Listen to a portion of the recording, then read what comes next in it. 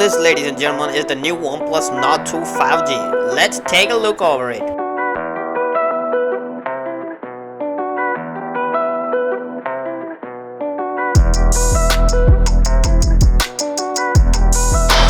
So, ladies and gentlemen, welcome back to another episode of SUMARISE Review. Thank you for tuning in, and this is the new OnePlus Nord 2.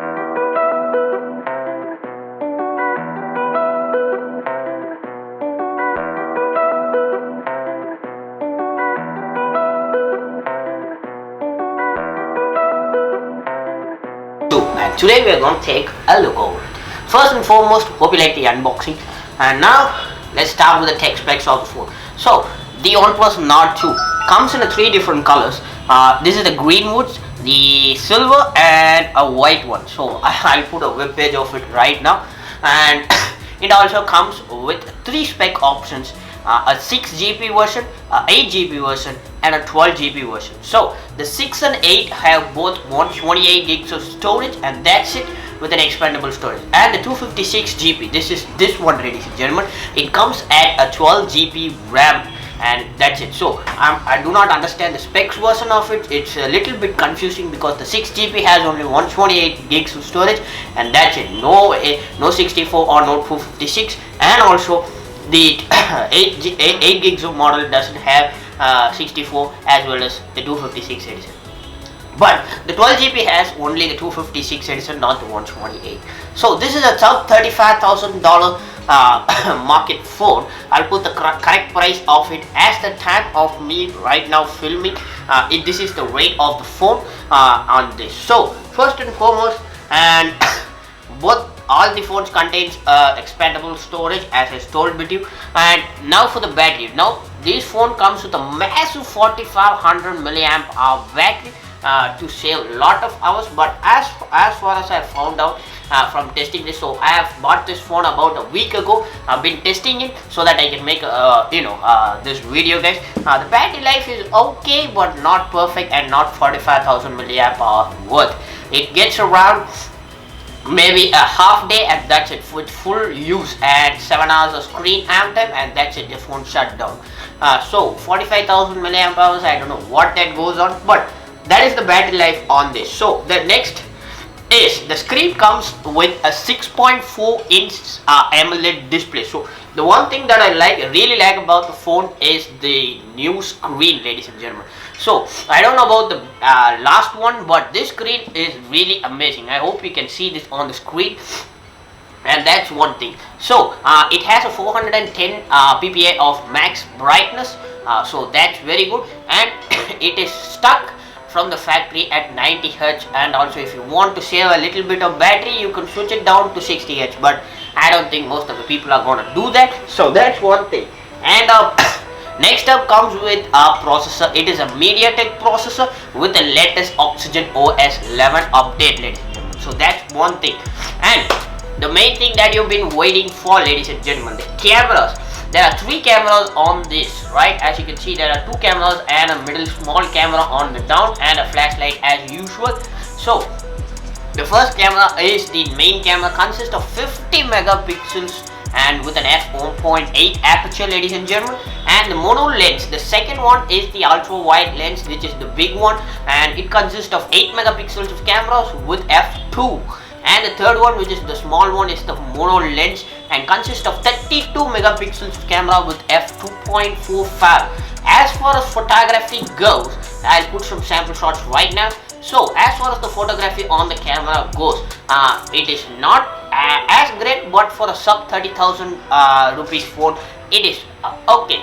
It is manageable, ladies and gentlemen, but don't expect a lot of things from it, from this camera setup. It's not really good, and when you're taking it in the break, you might need to add some little bit of exposure. But also, even though you add a lot of exposure on this phone, this tends to lower down the exposure. I don't know what is happening. I think maybe it's the software or the camera related issue, but whatever you photo take, you either have to edit it in either Lightroom or PixArt, and the main thing that you have to do is bump the brightness all the way up to 50 to 75%. So I don't know what that is. Either is this a camera's fault, or I don't know if this is a software fault. So that's the thing. And now for the video features, I'll put a sample right. Guys, this is the audio as well as video from the front facing camera at 4K 24 frames per second on the OnePlus Nord 2. Okay guys, this is the audio test and the camera video feature at 4K at 24 frames per second on the OnePlus Nord 2. Hope you like it, hope the sound is also. So ladies and gentlemen, as you can see, that's the video as well as the audio directly from the OnePlus Nord 2, ladies and gentlemen. So the video features, it contains 4K at 24 and 30 frames a second, 1080 as usual, and it has a motion called a super slow motion, which is basically 1080 at 240 frames per second. Sorry, 1080 at 120 frames per second. I wrote the script a little bit wrong. As far as I've tested it, the slow motion is okay, pretty good, but not as with the levels of the other phones like the Vivo, the Realme, or the Xiaomi, for example, or even the Samsung A52 or the FE302. That's what the models that are on the class as same as this. So the first and foremost that you gotta think about is, where does OnePlus stand? So OnePlus, Xiaomi, Realme, Vivo, Oppo, all companies are owned by a Chinese manufacturer called as BBK Electronics. So it is a Chinese manufactured company, and OnePlus is also belonging to that group of companies. So that's one thing, and Samsung is separate. So I didn't put a preparation video for any of that. So let me tell you the specs difference. So this is the main problem of the other phones versus the OnePlus. OnePlus has nice OS, nice workabilities. It's a sub $30,000 phone. Its customer service is pretty good, but it lacks in many other departments. But I know for a fact that OnePlus is working on it right now, and I do not think this is the category. This category phones falls down a little bit on the graphics as well as the photography styles. But I know for a fact that the OnePlus 9 Pro, the 9 Pro Maxes, and all the Pro phones on its lineup are pretty good for a fact. Let me tell you that, ladies and gentlemen. So if you want to see an episode of the OnePlus 9 review, I'll put a link to Marcus Brownie's channel down in the description below. He has a pretty good video explaining all the key and cool features of the OnePlus 9 Pro, ladies and gentlemen. But as far as I have known, too many people have posted a video about the new OnePlus Nord 2, but most of them are are saying good about this. But this is my personal opinion, ladies and gentlemen. So these are the things that come to me when I say this phone has some pretty good features as well as some pretty bad features. First and foremost, let me tell you, the safety of the phone is ultra extreme, ladies and gentlemen. That too for a $30,000 phone. First, it comes with a Face ID and an in-screen fingerprint sensor, as you can see right now, and also the usual other stuff. So that's pretty good for a sub $30,000 phone, which come, these features usually come in either a pro model phones like the iPhone 11 Pro or the Samsung S21 Ultra.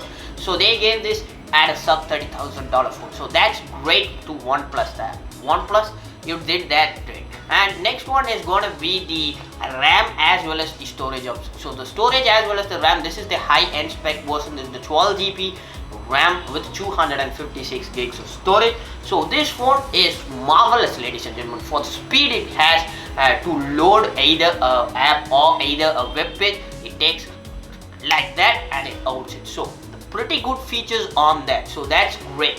Number 2. Number 3 is the screen, ladies and gentlemen. This screen is a 6.2 inch? Yeah, 6.4 inch display, and the screen is pretty good for viewing a lot of YouTube videos as well as Netflix binge shows. So as you might know, I'm watching the Beyblade, which is one of my oldest cartoon series which I was watching when I was a little kid.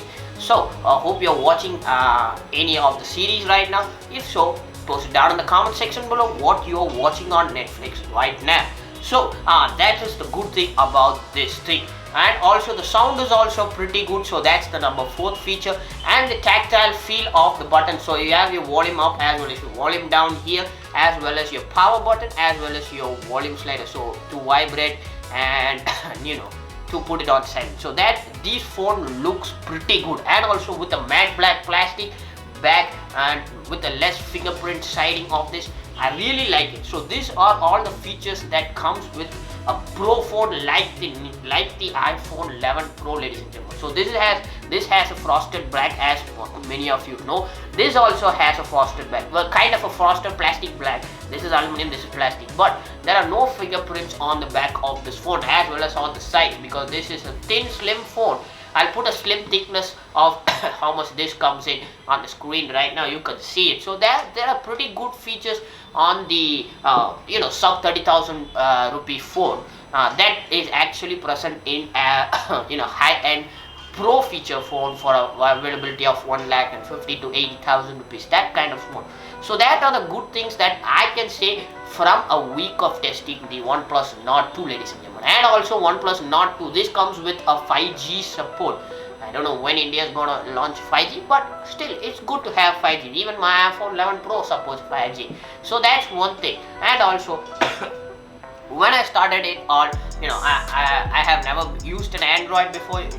My main platform is Apple because of the ease of use, and I didn't know how to set up an Android device, but it was pretty easy from the get-go.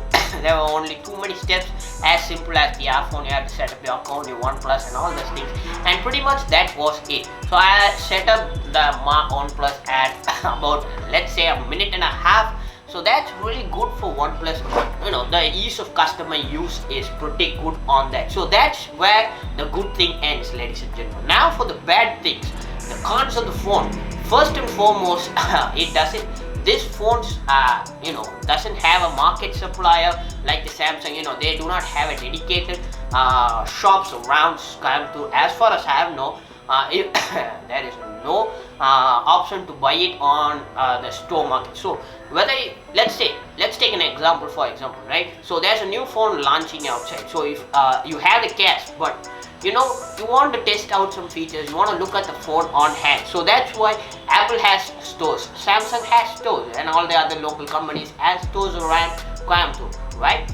But I don't know why OnePlus has not done that.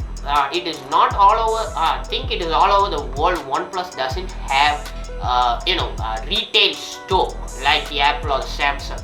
It has an online platform where you can buy it, but that's pretty much it.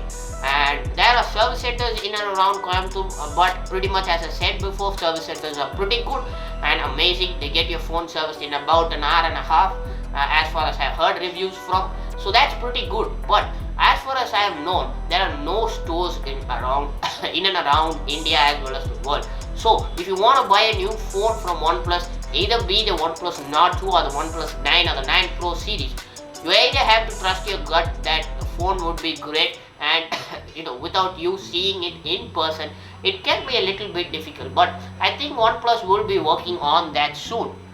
That's one bad feature of that. I hope OnePlus sees this video and puts up some stars in and around Coimbatore or around the world. So that's one good news. The bad news. Second bad news is obviously the cameras, ladies and gentlemen. So the camera quality is all good and all, as you can see it right over here. The camera quality is good, but unfortunately when you're taking photos, the brightness of the camera goes down and the pictures look really dull when you transport it to either a computer or another phone for editing. So basically took some photos using this, as you might seen on the previous slides. The portraits as well as the photos were taken using the OnePlus, and I transferred it to my phone so where I can edit them. So this is my editing platform while on the move. Then I found out that it was pretty bad. The photos needed to be upscaled a little bit, either in brightness, contrast as well as saturation, and some colors might be off. There were some blues and tints that I have to adjust, but still I can go with that. But brightness, it was too damn low. I don't know whether it's the camera's fault or it's the software fault. It automatically switches to brightness all the way down to 20, even though I manually increase it up to 50%. When I am taking, it goes down like that. The second bad news about the OnePlus Nord 2. The third bad news about the OnePlus Nord 2, ladies and gentlemen, is that this thing has a goddamn 60-watt WAP charger. Yeah, that's what they call it. So that's one bad news. Let me tell you why. So first and foremost, this has a 4500 milliamp hour battery, right? Most of us do charge our phones at night. That's why Samsung as well as Apple give their phone chargers at respectable 20 watts, because most of the time people all over the world are going to charge the phones only at night, and they do not want the phones to get busted, or that is very dangerous, that too when you're sleeping, right? So that's why they give you 20 watts, so that current goes in very slowly but charges your phone at a faster way. This goddamn thing, right, this 4500 milliamp hour battery is like a sitting grenade on your table or your bedside, because the 60-watt charger charges your phone from 0 to 80%, I like in 25 minutes as far as testing is done.